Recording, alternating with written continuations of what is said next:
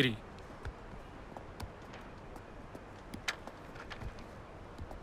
എന്താണ് സാർ വിളിപ്പിച്ചത്? പ്രതി സറണ്ടർ ആയിട്ടുണ്ട്. കുറ്റസമ്മതവും നടത്തി. നാളെ കോടതിയിൽ ഹാജരാക്കും. ആരാണ് സാർ പ്രതി? അതൊരു ബംഗാളി പയ്യനാ. അവൻ പ്രണയിച്ച പെണ്ണിനെ ആസിഡ് ഒഴിക്കാൻ വീട്ടിൽ ചെന്നതാ. പക്ഷെ വീട് മാറിപ്പോയി. അന്ന് ആസിഡ് ഒഴിച്ചത് അനുവിൻ്റെ മുഖത്തും. ഓ, ഇപ്പം എല്ലാം എനിക്ക് മനസ്സിലായി.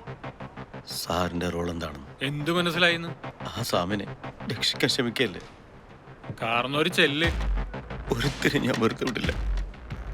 ഒരുത്തിയുടെ മുഖം പൊള്ളിയത് പോരെ. ഇനി ഒരെണ്ണം കൂടിയില്ലേ വീട്ടില്. അത് മറക്കണ്ട. ഇവിടെ ആരൊക്കെ പ്രതിയാവണം ആവണ്ടെന്ന് ഞങ്ങൾ തീരുമാനിക്കും. മനസ്സിലായോ?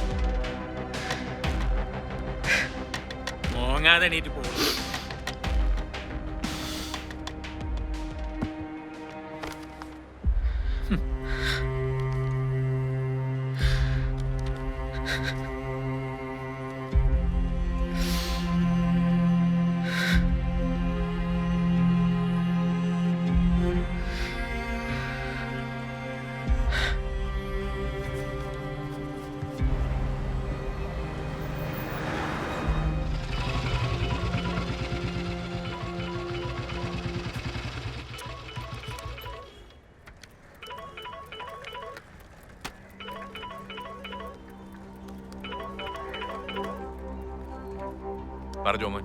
സാർ, എറണാകുളത്ത് 3 ആഴ്ച മുമ്പ് അനു എന്ന പെൺകുട്ടിക്ക് നേരെയാണ് ആസിഡ് അറ്റാക്ക് നടത്തിയിട്ടുള്ളത്.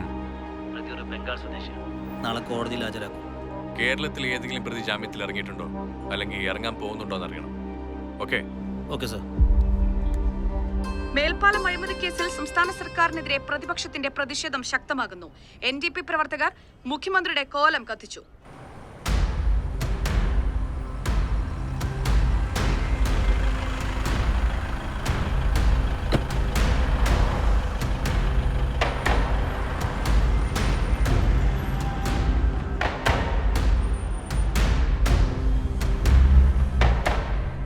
ജോബി, വരും ദിവസങ്ങളിൽ പ്രതിഷേധം ഒന്ന് ശക്തമാക്കണമല്ലോ. നീ കുറച്ച് പിള്ളേരിറക്കാം സാർ. നല്ല പോലെ അവർക്ക് കൊടുക്കണം. ഉള്ളവരാണെങ്കിൽ മറ്റേ പാട്ടിലേക്ക് പോകാനുള്ളൂ. സാറിന് അറിയാലോ. നിനക്കും നിന്റെ പിള്ളേർക്കുള്ളത് ഞാൻ വീട്ടിലെത്തിക്കും. പക്ഷേ പറഞ്ഞ കാര്യം ചെയ്യണം.